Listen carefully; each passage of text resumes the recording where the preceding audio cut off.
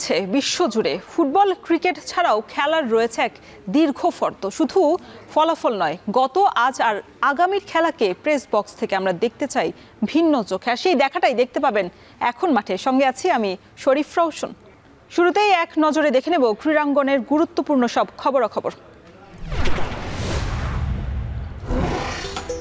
সাবেক নারী ক্রিকেটার জাহানারা আলমের যৌন নিপীড়নের অভিযোগে তোলপাড় দেশের ক্রীড়াঙ্গন। কেবল বিসিবি নয়, সরকারের কাছে স্বাধীন তদন্তের মাধ্যমে বিচার চান তামিম মুশফিকরা। অভিযোগের পরপরই প্রাপ্য বিচারের জন্য কাজ করার অঙ্গীকার ব্যক্ত করেছে ক্রিকেটার্স ওয়েলফেয়ার অ্যাসোসিয়েশন কোয়াপ। তবে বিসিবি ঘোষিত তদন্ত কমিটি নিয়ে এখনও রয়ে গেছে ধোঁয়াশা।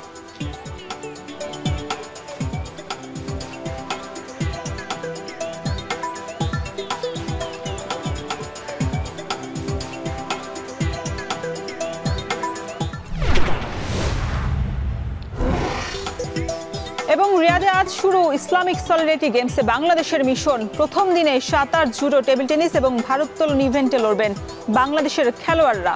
বাংলাদেশের একমাত্র স্বর্ণজয়ী ইভেন্ট শুটিং নেই এবারের আসরে।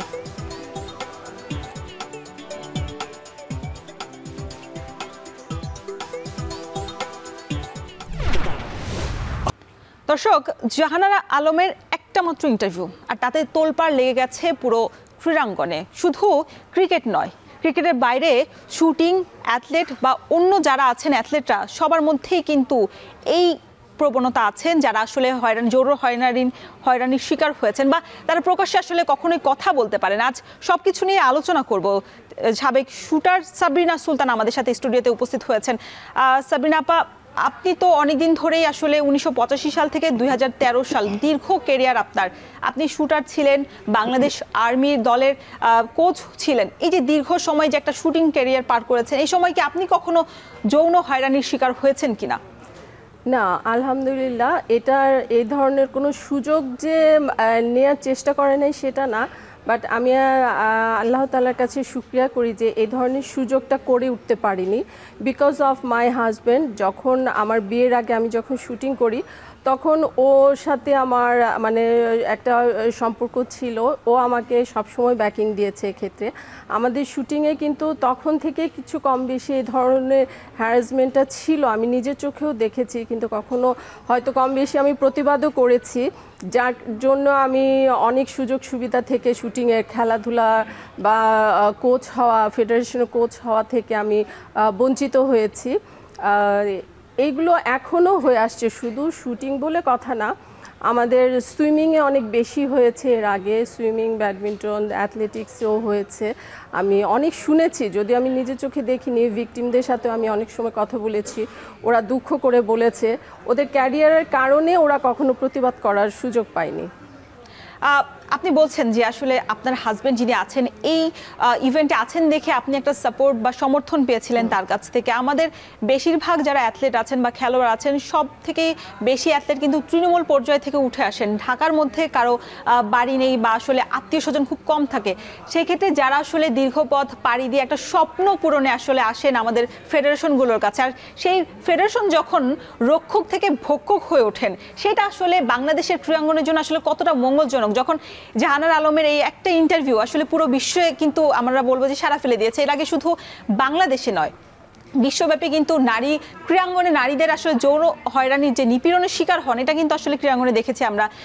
গত 2022 সালে যখন নারী বিশ্বকাপ হয়েছিল তখন আমরা দেখেছি, ক্রিকেটে দেখেছি, ফুটবলে দেখেছি। বিশেষ করে আমরা স্পেনে কিন্তু আমরা একজন কোচ, তাকে বরখাস্ত করে দেওয়া হয়েছে এবং সেই আসরে কিন্তু জাম্বিয়া ফুটবল দলের একজন নারীকেও কিন্তু হেনস্থা করা হয়েছিল এবং তার কোচের মাধ্যমে তিনি হেনস্থা হয়েছিলেন। এই যে আমরা বলছিলাম যে রক্ষক যখন ভক্ষক হয়ে ওঠেন, যাদের কাছে আপনি আস্থা করে আসছেন তারাই যখন আপনার অনাস্থা হয়ে উঠছেন, সেই জায়গাটা আসলে আপনি কিভাবে নিজেদেরকে মুক্ত রাখবেন?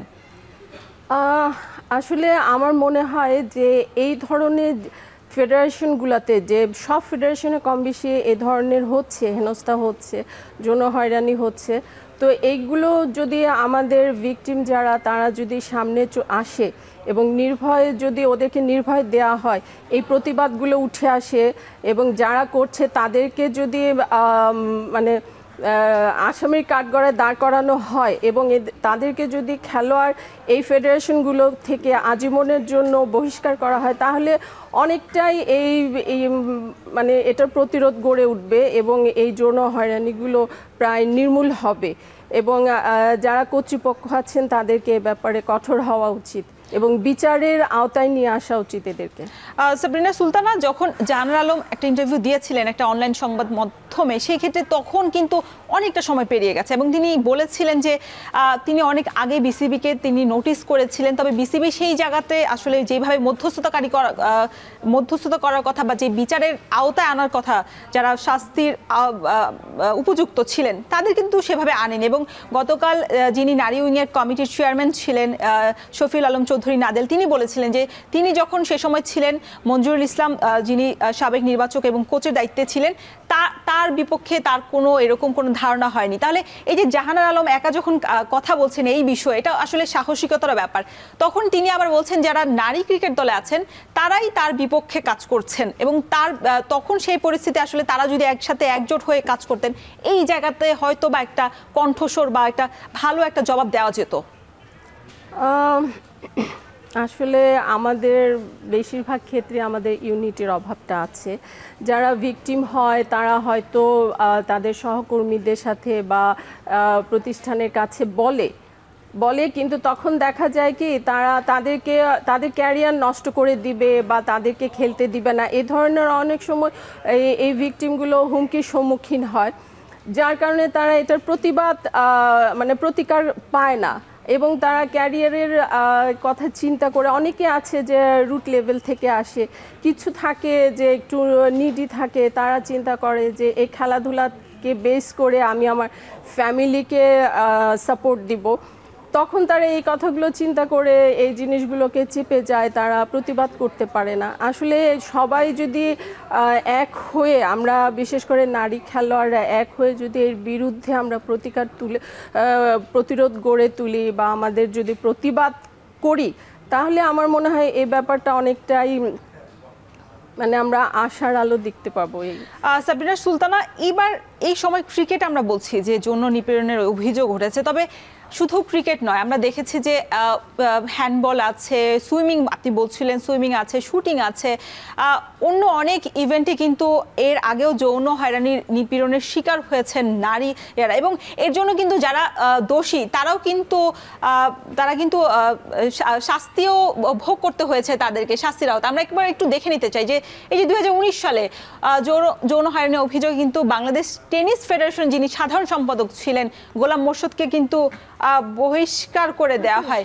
সেক্ষেত্রে 2025 জুনে যৌন নিপীড়নের দায়ে সাঁতার অঙ্গন থেকে কিন্তু 5 বছরের জন্য নিষিদ্ধ করা হয় রাজশাহীর কোচ আলমগীর হোসেনকে এবং 2024 সালে আমরা দেখেছি যে নারী অ্যাথলেটকে ধর্ষণের অভিযোগে কারাগারে পাঠানো হয় জুজুৎসু যে অ্যাসোসিয়েশনটা আছে সাধারণ সম্পাদক মোহাম্মদ রফিকুল ইসলাম নিউটনকে এবং সবশেষ নারী ক্রিকেটের সাবেক নির্বাচক যেটা বলছিলাম জাহানারা আলমের যে যৌন হয়রানির অভিযোগ করা হয়েছে, সেইখানে আসলে এই বিতর্কগুলো আরও বেশি ছড়িয়েছে। টেবিল টেনিস থেকে শুরু করে বা বাংলাদেশ টেনিস ফেডারেশন সব জায়গাতেই কিন্তু আপনি বলছিলেন সাঁতার, সব জায়গাতেই কিন্তু আসলে এই হয়রানির অভিযোগ আছে। আপনারা কিন্তু গতবার শুটিং ফেডারেশনের যে বর্তমান অ্যাডহক কমিটি আছে তারা আসার আগে কিন্তু আপনারা একটা চিঠি দিয়েছিলেন যে যারা এই অ্যাডহক কমিটির লিস্টে আছেন তারা যাতে সামনের বার যখন আসবেন তারা আসবেন না। তবে সেই জায়গাতে কিন্তু এনএসসি যেহেতু অ্যাডহক কমিটি দিয়েছেন তারা কিন্তু আপনাদের সেই কথাটা শুনেনি বা আপনারা সাবেক শুটার হিসেবে বা সাবেক অ্যাথলেট হিসেবে সেই কণ্ঠস্বর আপনারা সেই জায়গায় কি তুলে ধরতে পেরেছেন কিনা? না, আমি তো একটু দূরে ছিলাম শুটিং থেকে, অনেকটা অভিমান করে রাগ করে যেহেতু সুযোগ পাইনি। তবে আমি শুনেছি এবং দেখেছিও যে এ ধরনের প্রতিবাদ এসেছিল এবং ক্রীড়া উপদেষ্টার কাছে প্রতিবাদ দেওয়া হয়েছিল, চিঠি দেওয়া হয়েছিল বিশেষ একজন ব্যক্তিকে উল্লেখ করে, নাম উল্লেখ করে এবং যতটুকু আমি জানি যে প্রমাণও দেওয়া হয়েছিল।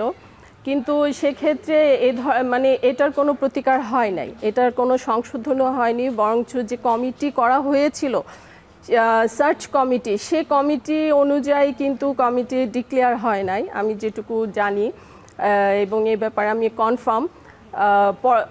পরবর্তীতে যে কমিটি এসেছে সেই কমিটির বলতে গেলে কেউই কিন্তু ছিল না সার্চ কমিটির নির্ধারিত কমিটির ভিতরে। তো সেখানে কিছু ব্যক্তি সম্পর্কে যে অভিযোগগুলো এসেছিল সে অভিযোগগুলোর কিছু প্রমাণও দেয়া হয়েছিল, কিন্তু এটার কোনো প্রতিকার হয় নাই।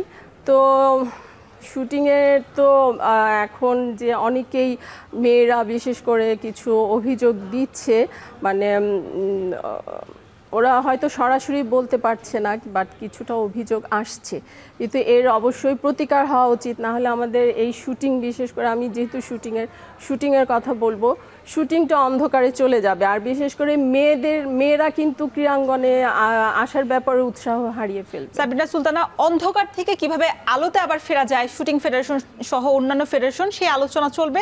তবে আমাদেরকে এখানে নিতে হচ্ছে ছোট্ট একটা বিরতি। দর্শক কোথাও যাবেন না, ফিরছি একটু পরে।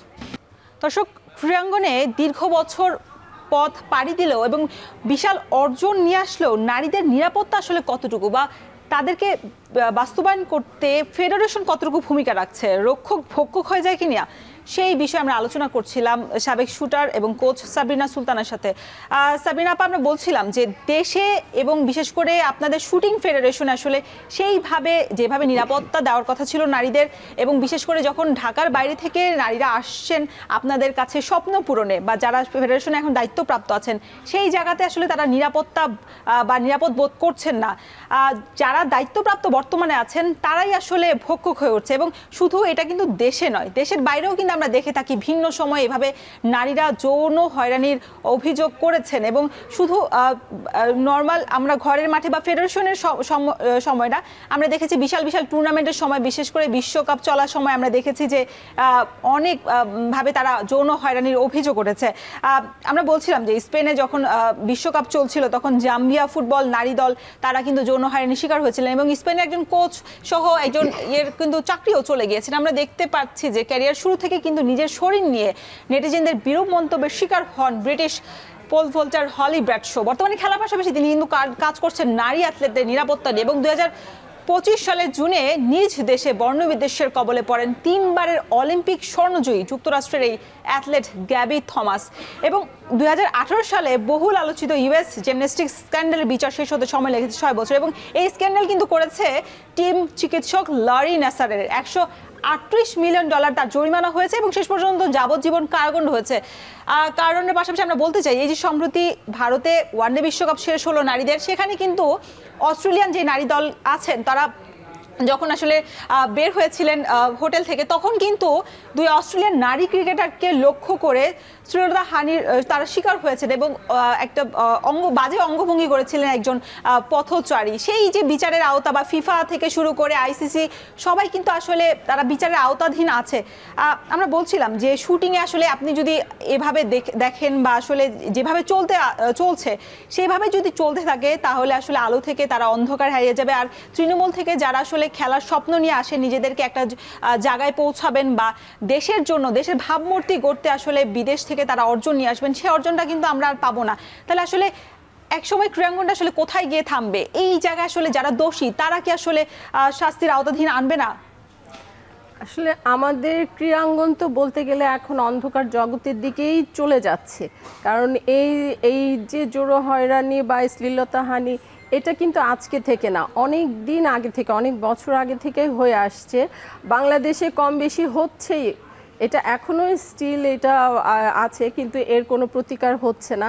আর হচ্ছে না দেখেই এটা কিন্তু সুযোগ নিচ্ছে যারা এই অপরাধগুলো করছে, তারা কিন্তু বহাল তবিয়তে কমিটিগুলোতে বা সব জায়গায় কিন্তু বিদ্যমান আছে। তাদের সম্পর্কে যে নির্দিষ্ট করে অভিযোগ করা হচ্ছে সে ব্যাপারে কিন্তু কোনো প্রতিকার হচ্ছে না। কি মনে হচ্ছে প্রতিকার হচ্ছে না কেন? যারা আইসিসি বা ফিফা থেকে আসলে নিষেধাজ্ঞায় পড়ে যখন সরকারের হস্তক্ষেপ হয়, তবে শুটিং ফেডারেশন বা অন্যান্য ফেডারেশন যেগুলো আছে দেশের, সেই ফেডারেশনে নিশ্চয়ই হস্তক্ষেপ করলে, সরকার যদি হস্তক্ষেপ করে, নিষেধাজ্ঞা আওতায় পড়ার সুযোগ নেই আমার জানা মতে। সেই ক্ষেত্রে ওই জায়গাটাতে আসলে সরকার কেন ওই জায়গাটাতে বিশেষভাবে নজরদারি করছে না? সরকার নজরদারি করছে না বললে ভুল হবে। যখন করে, ব্যবস্থা নেওয়ার জন্য উদ্যোগী হয়, তখন দেখা যায় ক্ষমতার অপব্যবহার করে। তখন দেখা যায় হয়তো সে যে দল করতো না, তখন সে দলের কোনো নেতা বা কাউকে ধরে সে তখন এই ক্ষমতা প্রয়োগ করে। যার কারণে সে এই অপরাধ থেকে সে পার পেয়ে যায়, তার কোনো বিচার হয় না এবং পরবর্তীতে দেখা যায় সে আরও মারমুখী হয়ে ওঠে, তার অপরাধটা আরও বেড়ে যায়, দ্বিগুণ বেড়ে যায়। সবাই দেখছে এই জিনিসগুলো, কম বেশি সবাই দেখছে আশেপাশের, সেভাবে কেউ প্রতিবাদ করে না, ভয়ে দেখা যায় হুমকির সম্মুখীন হতে হয়। হ্যাঁ, হুমকি দিচ্ছে বা হুমকি দেয়, যার কারণে সবারই তো ভয় থাকে, সেজন্য কেউ সামনে এগিয়ে আসে না, সেভাবে প্রতিবাদ গড়ে তোলে না। জাতীয় দলে যারা আছেন বর্তমানে শুটিং ফেডারেশনে, তারা কি আসলে এই যে আপনি বলছেন হুমকির ভয় বা যারা ক্যারিয়ার শেষ হয়ে যাওয়ার ভয়, সেখানে কি আসলে তারাও আসলে নির্বিকারভাবে নিজেদেরকে সোপর্দ করে দিচ্ছেন কিনা ফেডারেশনের কর্মকর্তাদের কাছে? হ্যাঁ, সেটা তো দিচ্ছেই। যারা একটু হয়তো আওয়াজ উঠায়, প্রতিবাদী আওয়াজ তোলে, তাদের ক্যারিয়ারটা নষ্ট করে দেওয়া হয়, কোনো না কোনোভাবে তাদেরকে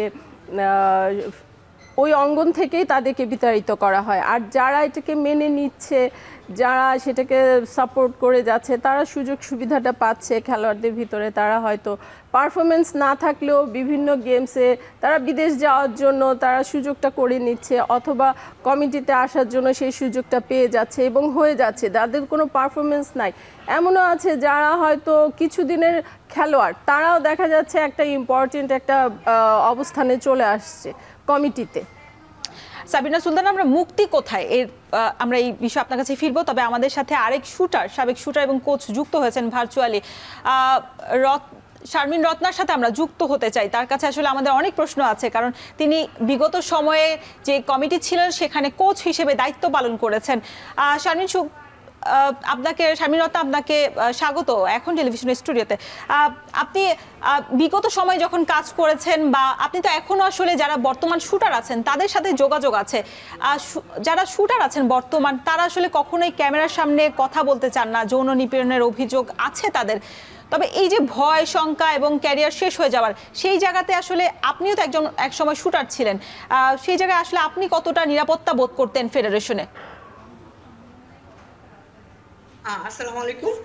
আসলে এই যে যে ইস্যুটা এখন আমরা আজ 2-3 দিন ধরে যেটা সরব হয়ে আছে, এটা আসলে আমাদের নারী অ্যাথলেটদের জন্য বা নারী জাতির জন্যই একটা হুমকি স্বরূপ। কারণ আমরা কিন্তু অনেক প্রতিকূলতা ফেস করে এসে যে কোনো একটা অবস্থান তৈরি করি। সেখানে যে যখন এই ধরনের যৌন নিপীড়নের শিকার হতে হয়, এটা আমাদের জন্য আসলেই দুঃখজনক এবং অনেক চ্যালেঞ্জিং ব্যাপার। আমাদের শুটিং ফেডারেশন, আপনারা সবাই হয়তো গিয়েছেন, সেখানকার পরিবেশটা সবসময় আমরা সুন্দর রাখার চেষ্টা করেছি। আপনারা দেখবেন আমাদের থাকার জায়গা, আমাদের ডরমিটরি সবকিছুই সেপারেট। বাট এখন যে যে ব্যক্তিকে নিয়ে আমাদের ব্যক্তিগতভাবে যে অভিযোগ ছিল, উনি এখন আমাদের বর্তমান কমিটির অ্যাডহক কমিটির জয়েন্ট সেক্রেটারি। তো ওনার এই স্বভাবটা বেসিক্যালি নতুন না। উনি ঢাকা রাইফেল ক্লাবের জয়েন্ট সেক্রেটারি। উনি ওখান থেকে ওনার ক্লাবের শুটারদের সাথে উনি সবসময় এগুলো করে আসছেন। ফেডারেশন কেন্দ্রিক হওয়ার জন্য তাকে ফেডারেশনে আসতে হয়েছে। এখন সে ফেডারেশনের ক্ষমতায় এসে সে তার ট্রু ফেস ফেডারেশনের শুটারদের সাথে দেখাচ্ছে। তো এই যে মানে আমাদের শুটিং অঙ্গনের এই নোংরা জিনিসটা এতদিন ছিল ক্লাব পর্যায়ে, সেটা ফেডারেশন আপনারা জানেন না হয়তো, কিন্তু এটা আমি আপনাদের জ্ঞাতার্থে জানাচ্ছি। গত কমিটি তার এই সমস্ত অভিযোগের কারণে তাকে নিষিদ্ধ করে রাখছিল। সে 4 বছর ধরে ফেডারেশনের কোনো অ্যাক্টিভিটিস এর সাথে জড়িত ছিল না, কারণ তার এই অভিযোগের কারণে তাকে বেসিক্যালি শুটিং থেকে বলছিল, শুটিং এরিয়া থেকে সে যাতে দূরে থাকে। কিন্তু তারপরও দেখেন এই সরকার চেঞ্জ হওয়ার সাথে সাথেই যেভাবেই হোক, সে যে কোনো ভাবেই হোক সে এই পাওয়ারটা নিয়ে নিয়েছে। আমরা তো যখন জানতে পেরেছিলাম যে সে এই অ্যাডহকে আসতে পারে, তখন আমরা বেশ কয়েকজন সিনিয়র শুটার, আমাদের যে ক্রীড়া উপদেষ্টা বর্তমানে আছেন, তার কাছে আমরা সশরীরে গিয়ে তার কাছে আমরা এই এই বিষয়গুলো অবহিত করেছিলাম যে আপনারা যাই করেন এমন কোনো মানুষকে দিয়েন না যেটা আমাদের শুটিং এর জন্য খারাপ হতে পারে বা আমাদের পরিবেশটা নষ্ট হয়। কিন্তু উনি আমাদের কথাটা পরবর্তীতে দেখলাম যে উনি রাখলেন না কথাটা। অ্যাডহক কমিটি, সরি, যে সার্চ কমিটি ছিলেন তাদের কাছে আমরা এভিডেন্স পাঠিয়েছি, তারা এগুলো বিষয় সবকিছু বিষয় তারা অবহিত ছিল এবং তারা নিজেরা বলছেনও যে এই কমিটি তাদের দেওয়া প্রস্তাবিত কমিটি না। তো ইভেন যে লোকটার বিরুদ্ধে আমাদের এত অভিযোগ, উনি প্রাউডলি বলতেছে আমি লাখ লাখ টাকা আসিফকে দিয়ে আজ এখানে ক্ষমতা আসছি, আমাকে কেউ কিচ্ছু করতে পারবে না। ইভেন আপনারা হয়তো একটু খোঁজ খবর করে দেখবেন যে মাছরাঙা টেলিভিশন এটা নিয়ে একটা নিউজও করছিলেন, সেখানে উনি যেভাবে এটাকে ইগনোর করছে, আমি ঠিক বুঝলাম না যে এটা ইগনোর করলো বা এটাকে না করলো, আমি ঠিক বুঝি না। এসে বলতেছে এখানে মেয়েটা তো না বলে নাই, অ্যাবিউসিং এর ঘটনায় কখনো একটা মেয়ে কি চিৎকার করবে? তাহলে তো এটা রেপ কেসে চলে যায়। তো সেইখানে সেই লোক এভাবে ভাবে নিজেকে ডিফেন্ড করতেছে এবং সেটা আমরা মেনে নিচ্ছি, আমরা চুপচাপ থাকতেছি। আমি সুন্দর মতো যখন দেখলাম যে উপদেষ্টা মহোদয়ের কাছে আমরা যখন এই কমপ্লেনটা করছি, তারপরেও উনি ওনাকে জয়েন্ট সেক্রেটারি করে ফেডারেশনে পাঠিয়ে দিয়েছে। সুতরাং এখানে আর তো কথা বলার কোনো জায়গা নাই, কারণ এখানে আর প্রতিবাদ করে কি হবে? কারণ আমরা অলরেডি যেটা ঘটার আগেই যেখানে আমরা কমপ্লেন করে আসছি, উনি সেটার কোনো স্টেপই নেননি, উল্টা উনি তারপরে ওনাকে দিয়ে দিয়েছেন। সার্চ কমিটি তাকে না করছে, সে শুনে নাই। সার্চ কমিটির মেয়াদ শেষ হওয়ার পরে, এতদিন পরে সে এই কমিটিকে ডিক্লেয়ার করছে। আমার মনে হয় শুটিং ফেডারেশন নিয়ে সবচেয়ে বেশি বিতর্ক হয়েছে এই কমিটির দেওয়া নিয়ে। সার্চ কমিটি টোটালি বলছে যে এই কমিটি আমাদের না। তো আমরা যারা অ্যাথলেট, অ্যাটলিস্ট আমাদের গার্জিয়ানশিপ যাদের কাছে দিবে, আমাদের কাছে তো অ্যাটলিস্ট তাদের জানা উচিত ছিল, আমাদের কথাটাকে গুরুত্ব দিয়ে নেওয়া উচিত ছিল যে হ্যাঁ আসলে এই স্পোর্টসের যে কোনো ফেডারেশনের ঘটনা সেই ফেডারেশনের অ্যাথলেটরাই ভালো বলতে পারবে। কিন্তু আমাদের মতামতের কোনো মূল্যায়নই কখনো কেউ করে না। যখন আমাদের মতামতের মূল্যায়ন করে না, মূলত তখনই এই সমস্ত পারভার্টেড লোকগুলো এই কাজগুলো করার সুযোগ পায়, আর অ্যাথলেটরা কোণঠাসা হয়ে যায়। এখন পর্যন্ত প্রত্যেকটা অ্যাথলেটকে যে সমস্ত মেয়েরা কম্প্রোমাইজ করে গেছে বা তারা এই স্রোতের অনুকূলে গা ভাসিয়ে দিয়ে চলে গেছে, তাদের ফ্যাসিলিটিস দেওয়ার জন্য ট্যালেন্টেড শুটারদেরকে তারা বঞ্চিত করতেছে, মানসিকভাবে টর্চারে রাখছে। এই 4 মাসের মধ্যে তারা পুরো ফেডারেশনটাকে অস্থির বানায় রাখছে। তো এই সমস্ত মানুষের কি বলবো, যে আমরা যারা আমাদের গার্ডিয়ান বা যাদের কাছে আমরা প্রতিকার আশা করি, আজ গতকাল জাহানারার বিষয়টাতে আমাদের ক্রিয়া উপদেষ্টা বলছেন যে সরকার, সে যদি আইনি সহায়তা চায় সরকার এটাতে করবে। তো আমার কথা হচ্ছে, আপনি আমার একটা প্রবলেম হওয়ার পর আপনি আইনি সহায়তা করতে যাচ্ছেন, আপনাকে তো প্রবলেমের বিষয়ে আগেই বলা হয়েছে যে এইগুলো দিলে পরে আমাদের জন্য প্রবলেম হবে, যে জিনিসটা আপনি আগে থেকেই জানেন, তারপর আপনি আমাদেরকে প্রবলেমে কেন ফেললেন? কেন আমাদেরকে আজকে এই বিষয়টা নিয়ে কথা বলছেন? শারমিন রত্না, আপনি বলছিলেন যে উপদেষ্টার কাছে আপনারা বারবার আসলে এই বিষয়টা তুলে ধরেছেন এবং সার্চ কমিটি যিনি ছিলেন, যারা ছিলেন তাদেরকে বলা হয়েছিল, তারপরও আসলে এই কমিটিতে বিতর্কিত যারা আছেন সদস্য তাদেরকে অন্তর্ভুক্ত করা হয়েছে। তাহলে আসলে নারীদের নিরাপত্তার ক্ষেত্রে বা যখন ফেডারেশন যখন রক্ষক থেকে ভক্ষক হয়ে যান বা সবশেষ যারা ক্ষমতার মস্তদে বসে থাকেন, উপদেষ্টা আছেন, এনএসসি আছে, তারা যখন এই দায়িত্বগুলো আসলে নিজেদের আওতায় না নিয়ে আসলে তারাও নজরআন্দাজ করে দেয়, সেক্ষেত্রে আসলে আমাদের নারীরা আসলে কোথায় যাবে? আপনারা কোথায় যাবেন আসলে? আসলে আমাদের একটা আপনারা জানেন যে আমাদের মহিলা ক্রীড়া পরিষদ আছে, তাদের অ্যাক্টিভিটিস আসলে কি? আমাদের অ্যাথলেট কমিটি আছে, তাদের অ্যাক্টিভিটিস আসলে কি? আপনারা কি কখনো তাদের অ্যাক্টিভিটিস সম্পর্কে তাদেরকে প্রশ্ন করছেন? তারা কখনো এই সমস্ত প্রবলেম নিয়ে কি কখনো একটা বাইট দিছে বা একটা বিবৃতি দিছে? এ পর্যন্ত কিন্তু আমরা দেখি নাই। তারা দিব্যি যারা ক্ষমতায় আছে তারা কি কারণে ওই জায়গাটা দখল করে বসে থাকে আমি জানি না। আমাদের কনস্টিটিউশন বলেন বা দেশের যে যাই বলেন, যে কোনো গভর্নমেন্ট আসলে কিছু কিছু জিনিস তৈরি করে রেখে দেয়, জাস্ট সেটা তৈরি করে রেখে দেওয়ার জন্য, সেটা কোনো অ্যাক্টিভিটিস নাই। কারণ যে যারা ক্ষমতায় বসে থাকে অন্যদেরকে তারা পুতুল করে রাখে যে এরা যা বলবে সেই অনুযায়ী কাজ করবে, কেউ তো স্বাধীন না। এই যে দুইটা সংগঠন আছে, অ্যাথলেটদের ফেভারিটই তো কথা বলার জন্য তারা আছে, তাদের অ্যাথলেটদের যাবতীয় প্রবলেম নিয়ে কথা ফাইট দেওয়ার কথা তাদের, কই তাদের তো কোনো অ্যাক্টিভিটিস নাই। অথচ তাদেরকে সেখানে বসা রাখছে, মিটিং মিছিল হচ্ছে, সবকিছু হচ্ছে, কিন্তু কোনো অ্যাক্টিভিটিস নাই। তাহলে আমরা একটা সংগঠন বানিয়ে দিয়েছি কিন্তু তাদের কোনো অ্যাক্টিভিটিস শো করার উপায় নাই বা তারা করছে না, তাহলে এগুলোর কারণ কি? আমরা সবসময় রেডি করি, আমরা সবসময় ভয়েস রেজ করি, কিন্তু বেসিক্যালি এর প্রতিকার কখনোই হয় না। এর প্রতিকার কে করবে?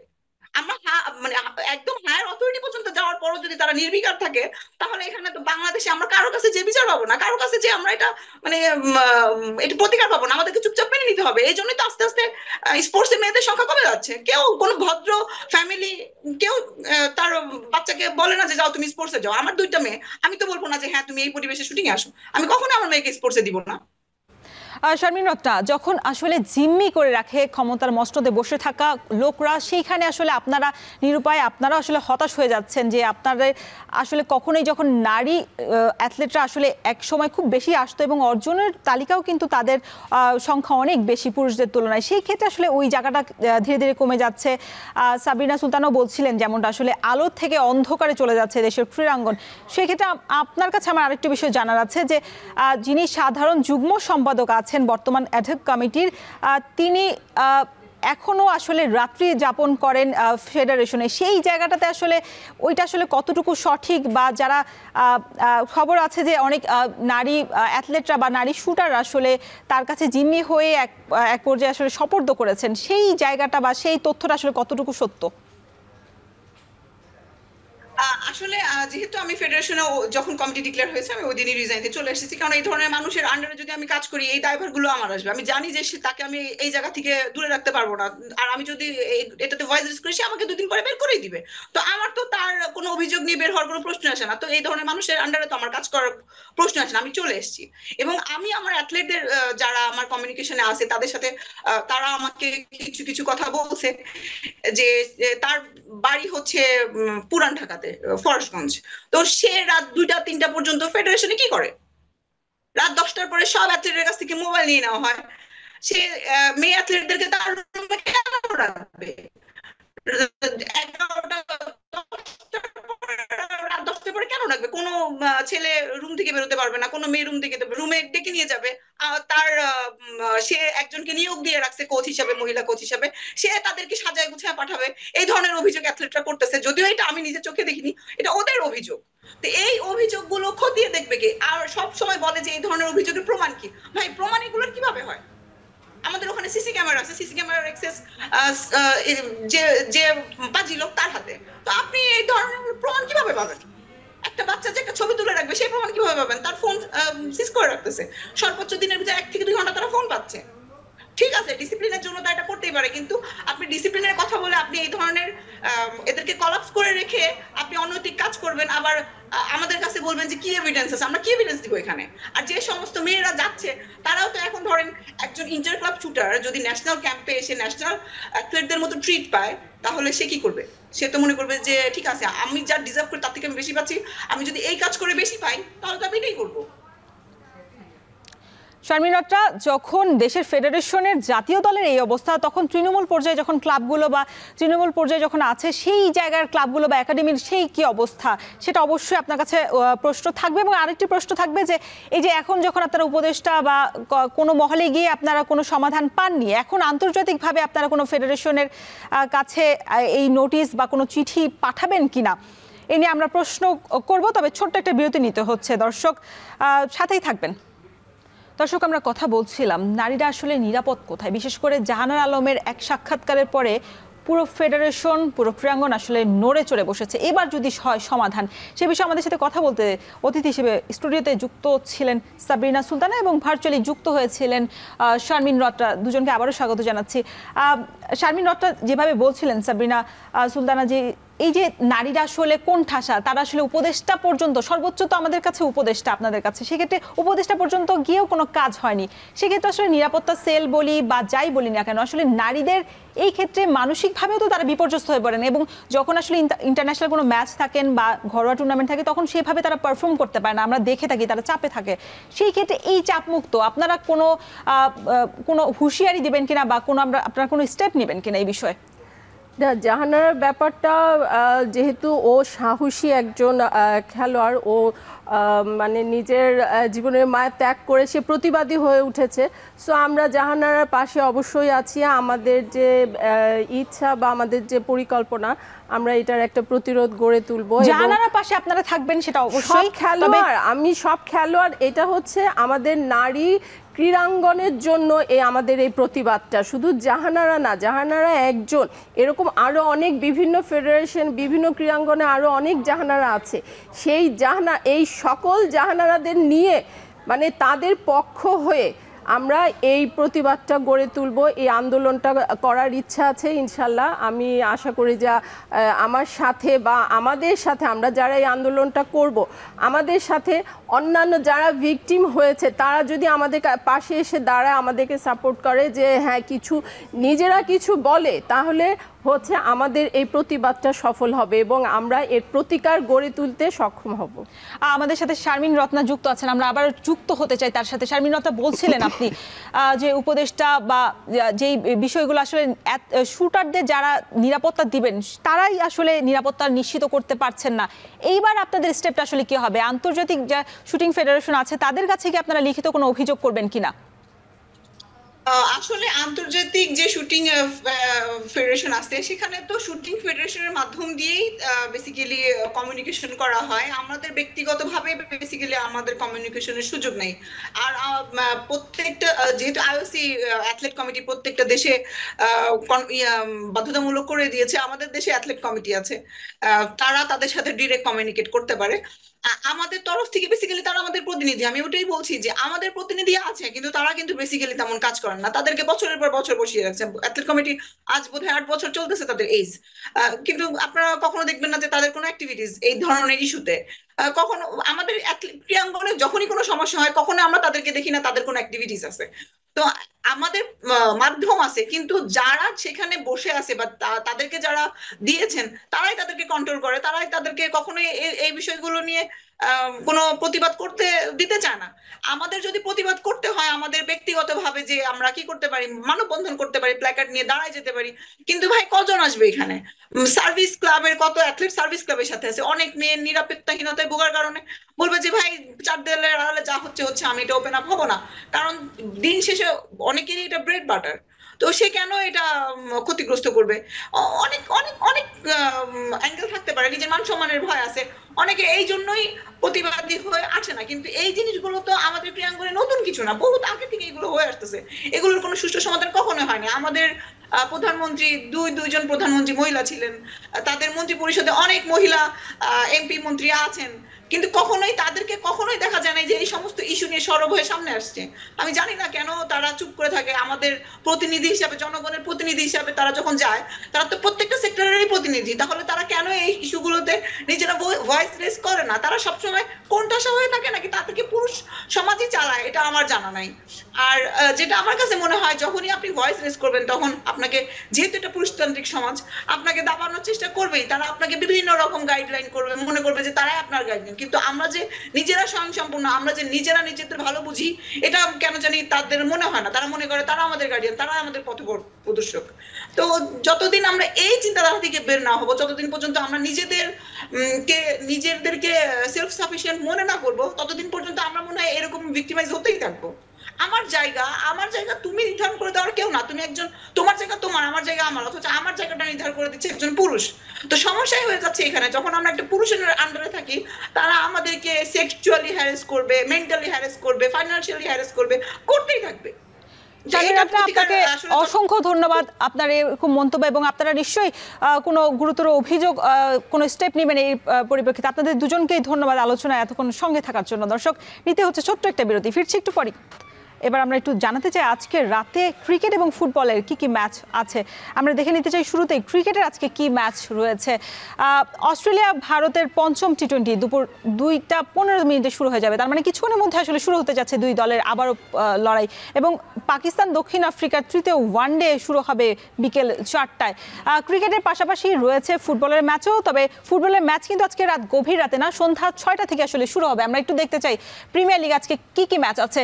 টটেনহাম ম্যানচেস্টার ইউনাইটেডের ম্যাচ সন্ধ্যা 6:30, এভারটন ফুলহাম রাত 9টা, ওয়েস্ট হ্যাম বার্নলি রাত 9টা, সান্ডারল্যান্ড আর্সেনাল রাত 11:30। যদি বলতে চাই যে ম্যানচেস্টার ইউনাইটেডের কিন্তু আজকে যদি টটেনহামকে হারিয়ে দিতে পারে তাহলে কিন্তু সুযোগ আছে ম্যানচেস্টার সিটিকে টপকে আসলে দ্বিতীয় শীর্ষ পয়েন্ট টেবিলে তারা উঠে আসতে পারে। কারণ আজকে 17 পয়েন্ট তাদের আছে, 5 জয় 2 ড্র আছে তাদের। সেক্ষেত্রে টটেনহামও কিন্তু সমান 10টি ম্যাচ খেলে ফেলেছে, সমান 17 পয়েন্ট নিয়ে তারাও কিন্তু আছে। দুই দলের সুযোগ থাকবে। এবং রাতে কিন্তু জার্মান বুন্দেসলিগারও কিন্তু ম্যাচ আছে, ইউনিয়ন বার্লিন এবং বায়ার্ন মিউনিখ। সবচেয়ে বড় যে ম্যাচটা আসলে বায়ার্ন মিউনিখ, কারণ মনশেন গ্লাডবাগ বা কোলন রাত 11:30 ম্যাচ। তবে চোখ কিন্তু থাকবে রাত 8:30টার দিকে এই জার্মান বুন্দেসলিগার ম্যাচ নিয়ে। আমরা যেটা বলছিলাম যে প্রিমিয়ার লিগে যে ম্যাচ রয়েছে আজকে কিন্তু আর্সেনালের বিগ ম্যাচ আছে।